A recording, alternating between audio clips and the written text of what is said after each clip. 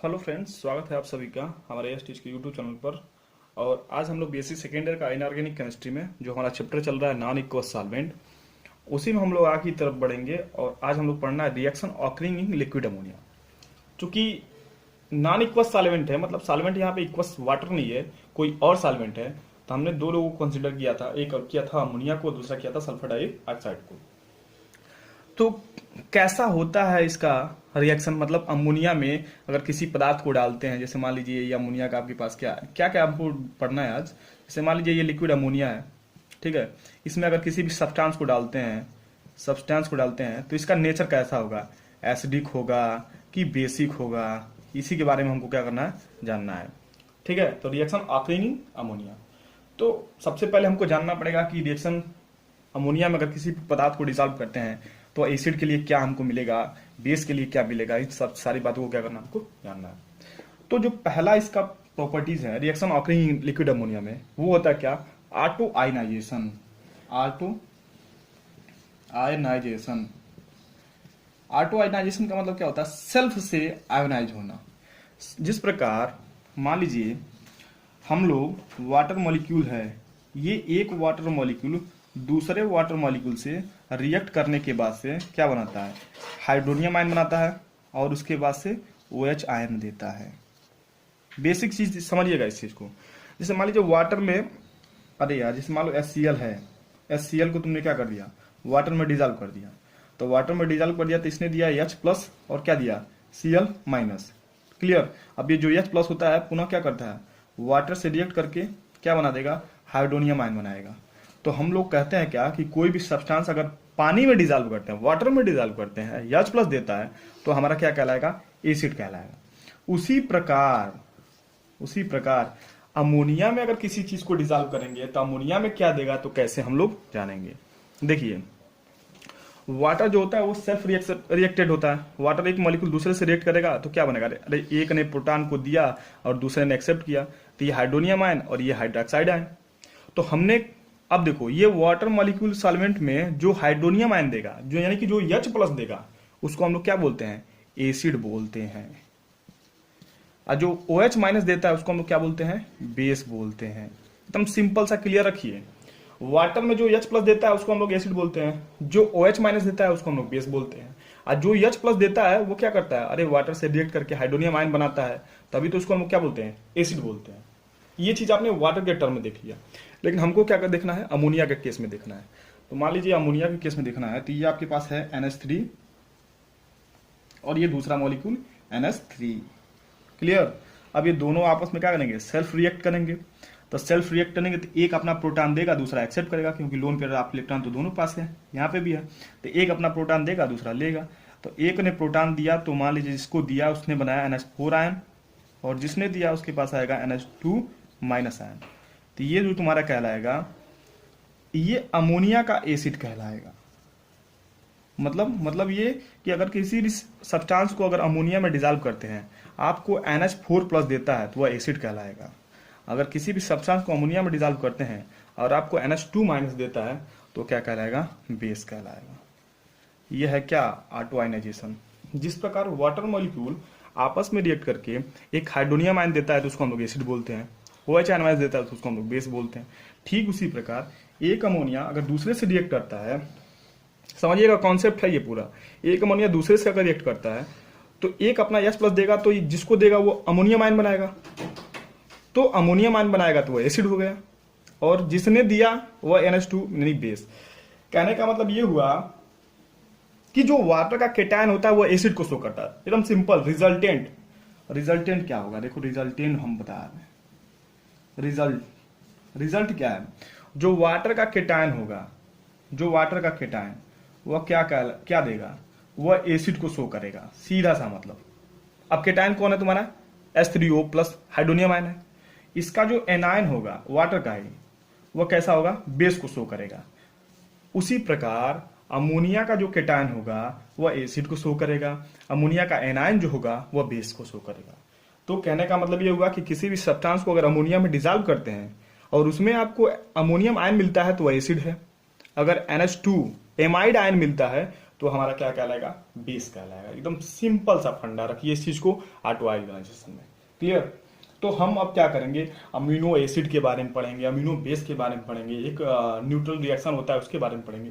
तो देखेंगे कि कौन कौन सा पदार्थ है जो अमोनिया में डिजॉल्व करते हैं तो क्या करता है, एसिड को शो करता है या बेस को शो करता है। अब भैया कि अगर अमोनिया में किसी चीज को डिजॉल्व करते हो, NH4+ मिलता है तो तुम्हारा क्या कहलाएगा, एसिड कहलाएगा। और NH2 जो माइनस है अगर ये मिलता है तो तुम्हारा बेस कहलाएगा। बोलो इतनी बात क्लियर। Clear sir. अगर एक काम करते हैं, अमोनिया सबसे बढ़िया यूरिया को ही डिजॉल्व करते हैं। यूरिया को हम लोग क्या करते हैं, अमोनिया में डिजॉल्व करते हैं। देखते हैं क्या होता है। यूरिया का जो सूत्र होता है वो होता है NH2CO NH2। ये क्या होता है, हमारा यूरिया का सूत्र होता है। इसको आपने क्या कर दिया, अमोनिया में डिजॉल्व कर दिया, यानी NH3 में डिजॉल्व कर दिया। अब इसके दो कंडीशन है, हम दोनों कंडीशन को लेके चलेंगे और देखेंगे कि किसमें हमारा जो मॉलिक्यूल्स होगा वह स्टेबल होगा। क्लियर। एक तो कंडीशन ये होगा कि ये अपना H+ इसको देगा, ये अपना H+ देगा। अगर ये अपना इसको H+ देता है तो यहां पे बनेगा NH2CO NH पे माइनस, और इसने अपना H+ दिया तो यहां पे बना लेगा तुम्हारा NH4+। एक कंडीशन ये हो सकता है।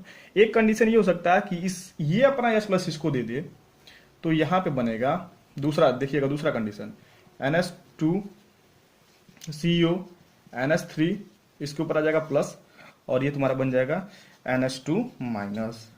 दोनों कंडीशन में रख रहा हूं आपके सामने। यहां पे इसने अपना H+ दिया, सॉरी इसने अपना H+ दिया तो ये अमोनियम आयन बना, तो इस बिहाफ पे ये तुम्हारा क्या कहलाएगा, अरे इस बिहाफ पे तुम्हारा एसिड कहलाएगा। अच्छा, जब ये इसको दे देगा तो इस बिहाफ पे देखो तुम्हारा बेस कहलाएगा। सवाल ये नहीं है, सवाल ये है कि चलो भाई ठीक है, इनमें से कोई एक तो मिलेगा हमको, लेकिन इन दोनों कंपाउंड में स्टेबल कंपाउंड कौन है वही तो जानना है। जो स्टेबल होगा वही एग्जिट करेगा। एक एक करके समझते हैं। पहले वाले को उठा लो, यहां पे हो जाएगा NH2CO और इसके ऊपर हो जाएगा क्या, NH। क्या ये स्टेबल है या दूसरा वाला NH2CO NH3 के ऊपर क्या हो गया, +4 हो गया। क्या ये स्टेबल है, कौन स्टेबल है? अगर जो स्टेबल होगा वही एग्जिट करेगा और वही हमारा एसिड और बेस हो जाएगा।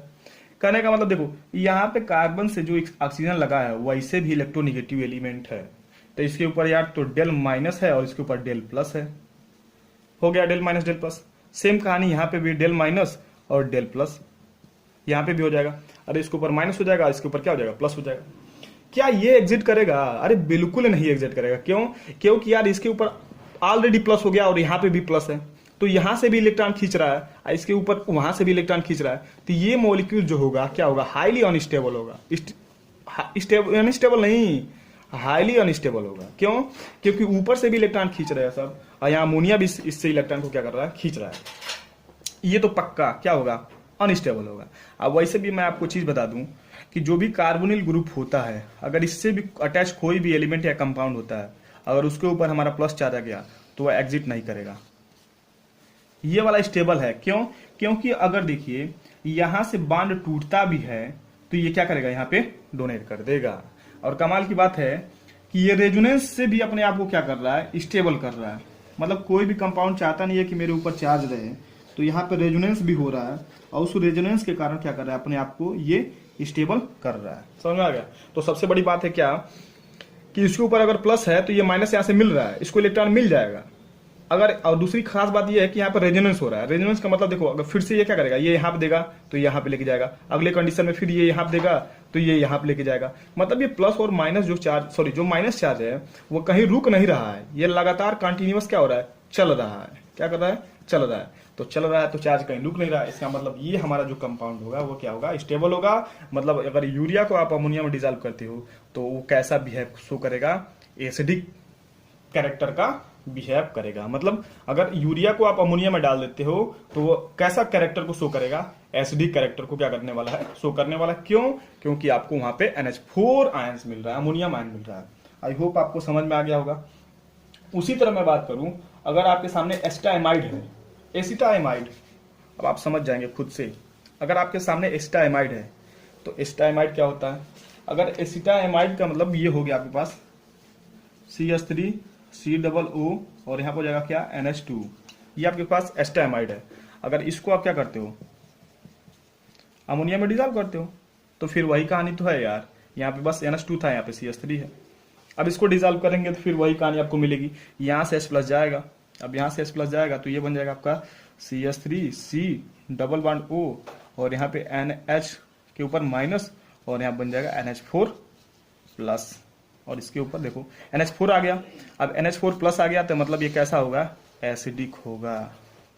इसका मतलब एसिटामाइड को भी अगर आप अमोनिया में डालते हो तो वह कैसे कैरेक्टर को शो करेगा, एसिडिक कैरेक्टर को शो करेगा। और ये देखो ये तो स्टेबल है क्योंकि यहाँ पे रेजिडेंस हो रहा है, ये स्टेबल है क्योंकि वहां पे क्या हो रहा है, रेजिडेंस हो रहा है। ये देखो यहाँ मस्त इससे के ऊपर जाएगा, ये यहाँ देगा, फिर अगले केस में यहाँ, फिर ये यहाँ, ये माइनस चार्ज क्या करता रहेगा, घूमता रहेगा यहाँ पे। लेकिन जो दूसरा कंडीशन है वो एग्जिट नहीं करने वाला है। ठीक है, तो ये अभी आपने देखा कि अमीनो एसिड। अब बात करते हैं अमीनो बेस की, कि किसी भी कंपाउंड को या मोलिक्यूल्स को अगर हम लोग क्या करते हैं, उसमें डिजॉल्व करते हैं, किसमें, मतलब अमोनिया में, तो हमको कैसा शो करता है। जैसे सोडामाइड ले लीजिए सबसे एग्जांपल बढ़िया। सोडामाइड मतलब NaNH2। अब इसको आपने क्या कर दिया, लिक्विड अमोनिया में डिजॉल्व कर दिया। ठीक है, लिक्विड अमोनिया में आपने इसको डिजॉल्व कर दिया। तो यहां से जब इसको डिजॉल्व करेंगे तो 2 ही मिलेगा, आपको दिख रहा होगा Na+ क्योंकि अपना इलेक्ट्रॉन को डोनेट करेगा, ये मेटल है। और यहाँ पे मिल गया आपको NH2-। यानी सोडामाइड को अगर अमोनिया में डिजॉल्व करते हैं तो आपको क्या मिलने वाला है, आपको मिलने वाला है बेस। तो इसका मतलब ये हुआ कि सोडामाइड को अगर अमोनिया में डिजॉल्व करते हैं तो ये किस कैरेक्टर को शो करेगा, बेसिक कैरेक्टर को शो करेगा। उसी प्रकार अगर आपके सामने KNH2 है, KNH2 अगर इसको अगर डिजॉल्व करते हैं पानी में, सॉरी अमोनिया में, तो अमोनिया में अगर इसको डिजॉल्व करेंगे तो ये देखो K जो आपको दिख रहा है मेटल है, इलेक्ट्रॉन को फटाक से डोनेट कर देगा, तो K+ और यहाँ से NH2-। तो ये क्या हो जाएगा, बेसिक हो जाएगा। मतलब ये भी क्या हो जाएगा, हमारा बेस होगा। पोटेशियम अगर अमाइड को भी अगर आप लोग क्या करते हो, अमोनिया में डिजॉल्व करते हो, लिक्विड अमोनिया में, तो आपको क्या मिलने वाला है, एमाइड आयन मिलने वाला है। बस ये सेंस लगाइएगा कि सोल्यूशन में हमको क्या मिल रहा है। अगर सोल्यूशन में आपको क्या मिलने वाला है, NH4 अगर मिल रहा है, NH4 आयन मिल रहा है, मतलब अमोनियम आयन मिल रहा है, तो कैसा होगा, एसिड होगा। अगर आपको NH2 मिल रहा है तो कैसा होगा, बेस होगा। क्लियर। तो ये चीज आप मतलब सेंस रखिएगा कि अमोनियम आयन इसके ऊपर प्लस होगा तो ये एसिड होगा और ये क्या होगा, बेस होगा। इतना तो आपको क्लियर हो गया होगा। याद करिए कि जब हम लोग एक एसिड को एक बेस को आपस में रिएक्ट करवाते हैं तो हमको एक साल्ट मिलता है और उसके साथ वाटर मॉलिक्यूल क्या होता है, रिलीज होता है। जैसे मान लीजिए अगर एग्जांपल सीधा सा NaOH को अगर HCl के साथ रिएक्ट करवाते हैं तो हमको एक साल्ट मिलता है NaCl और उसके साथ हमारा वाटर मॉलिक्यूल जो था वो हमको बाहर मिल जाता है। अब बताओ, इस केस में तुम्हारा सॉल्वेंट क्या था, वाटर था। इस केस में तुम्हारा सॉल्वेंट क्या था, वाटर था, तो वाटर यहां से निकल गया। लेकिन इस केस में भैया अमीनो एसिड और अमीनो बेस में आपका सॉल्वेंट क्या है, अमोनिया है। उस केस में आपका क्या है, सॉल्वेंट उस केस में आपका क्या है, अमोनिया है। तो यहाँ पे तो तुम्हारा सॉल्वेंट तुम्हारा वाटर था तो वाटर निकल गया, लेकिन यहाँ पे सॉल्वेंट आपका क्या है, अमोनिया है। तो इसका मतलब ये हुआ कि अगर एक आप अमोनो एसिड और अमोनो बेस के साथ अगर रिएक्ट करवाते हो तो वहां पे सॉल्वेंट आपका अमोनिया है, तो वहां से क्या होगा, अमोनिया बाहर रिलीज होने वाला है। जिस प्रकार NaOH HCl के साथ रिएक्ट करता है तो NaCl बनता है, वाटर निकल जाता है। उसी प्रकार यहाँ पे अगर एक अमोनो बेस लेते हो, एक अमोनो एसिड लेते हो, तो एक साल्ट तैयार होगा, उसके साथ सॉल्वेंट भी बाहर निकलेगा। लेकिन उस केस में सॉल्वेंट आपका क्या है, अमोनिया है, तो वहां से क्या निकलेगा, NH3 बाहर निकलेगा। तो हम लोग पढ़ते हैं अगला, न्यूट्रलाइजेशन रिएक्शन, उदासीनीकरण, न्यूट्रलाइजेशन रिएक्शन। देखते हो क्या है, न्यूट्रलाइजेशन रिएक्शन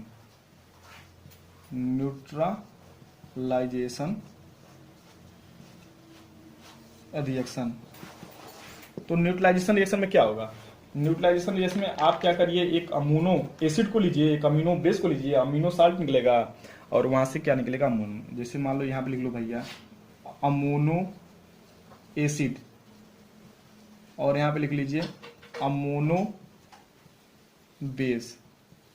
तो अगर ये रिएक्ट करता है तो क्या बनेगा, अमोनो साल्ट, और क्या होगा, अमोनिया वहां से बाहर निकल जाएगा, क्योंकि अमोनिया क्या आपका सॉल्वेंट है, तो ये बाहर निकल जाएगा। तो हम लेते हैं क्या, एक अमोनो एसिड। तो अमोनो एसिड में हम एस्टामाइड को लेते हैं, CO एस्टामाइड।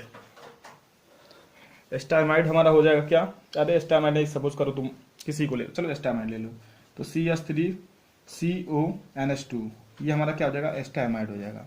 इसका रिएक्शन करवाते हैं एक अमोनो बेस के साथ, तो हम किसके साथ रिएक्शन करवाते हैं, सोडियम सोडामाइड के साथ, सोडियम एमाइड के साथ। तो इसका रिएक्ट करवाएंगे तो एक हमको अम्यूनो साल्ट मिलेगा, और यहाँ से हमको अमोनिया बाहर निकल जाएगा। तो अमोनिया बाहर निकल जाएगा, तो क्या करो, अमोनिया को पहले बाहर निकाल दो। तो यहाँ से तुम निकाल दो NH2, और ये तुमको दे देगा H, तो H और NH2 क्या निकल जाएगा, अमोनिया। ये अमोनिया क्या हो जाएगा, बाहर निकल जाएगा। जैसे इसका रिएक्शन मैं नीचे लिख रहा हूँ, देखिए इसका रिएक्शन यहाँ पे देख लीजिए। तो देखिए ये एसिड है, ये बेस है, एसिड का काम होता है H प्लस देगा ये, तो ये H प्लस देगा, तो यहाँ से H प्लस निकल जाएगा, और यहाँ से NH2, तो क्या हो जाएगा, यहाँ से लिक्विड अमोनिया बाहर निकल गया, NH2, ये लिक्विड अमोनिया बाहर निकल गया। अब जो बचा वही तुम्हारा क्या है, साल्ट है, यानी CH3CONH के ऊपर क्या हो जाएगा, माइनस, और यहाँ से निकल जाएगा सोडियम प्लस। तो ये तुम्हारा अमोनो साल्ट हो गया, ये अमोनिया हो गया, ये अमोनो एसिड हो गया, ये अमोनो बेस हो गया। जिस प्रकार एसिड बेस रिएक्ट करके एक साल्ट बनाता है और वहां से सॉल्वेंट निकल जाता है, ठीक उसी प्रकार यहाँ इसका एसिड इसका बेस आपस में रिएक्ट करेंगे, सॉल्वेंट बाहर निकलेगा, और यहाँ पे एक साल्ट का फॉर्मेशन हो जाएगा। ठीक है, जैसे मान लीजिए अगर इसी का हमको लिखना हो यूरिया के साथ, तो लिख लो भैया, यूरिया क्या है, अमोनो एसिड है, NH2CONH2 हो गया, और बेस ले लो, मैंने पोटेशियम एमाइड ले लिया KNH2, तो फिर वही होगा क्या, अरे ये अपना H प्लस देगा, तो अपना H प्लस इसको देगा, तो ये बन जाएगा आपको क्या, NH2CONH के ऊपर माइनस, और यहाँ से क्या हो जाएगा, K हो जाएगा, K प्लस, और यहाँ से लिक्विड अमोनिया क्या हो जाएगा, बाहर निकल जाएगा। ठीक है, तो यहाँ पे ये हमारा रिएक्शन ऑकरिंग लिक्विड अमोनिया भी क्या होता है, फिनिश होता है। आज हमने देखा कि किस सब्सटेंस को अगर अमोनिया में डिजॉल्व करते हैं तो वो एसिड की तरह बिहेव करेगा, किस सब्सटेंस को अगर अमोनिया में डिजॉल्व करते हो तो आपको बेस की तरह बिहेव करेगा, और एसिड और बेस आपस में रिएक्ट करते हैं तो एक हमको क्या मिलता है, न्यूट्रल कंपाउंड मिलता है, जिसको हम लोग साल्ट बोलते हैं। ठीक है, और अमोनिया सॉल्वेंट है तो बाहर निकल जाएगा। तो एक प्यारा सा वीडियो ये भी आपके लिए यहाँ पे। अब हम लोग आगे रेडॉक्स रिएक्शन, कई सारे रिएक्शन है इसमें, नॉन एक्वस सॉल्वेंट में, उसमें हम लोग आगे की तरफ चर्चा करेंगे, डिस्कस करेंगे कि देखेंगे क्या होता है क्या नहीं। ठीक है, तब तक के लिए टेक केयर, बाय बाय।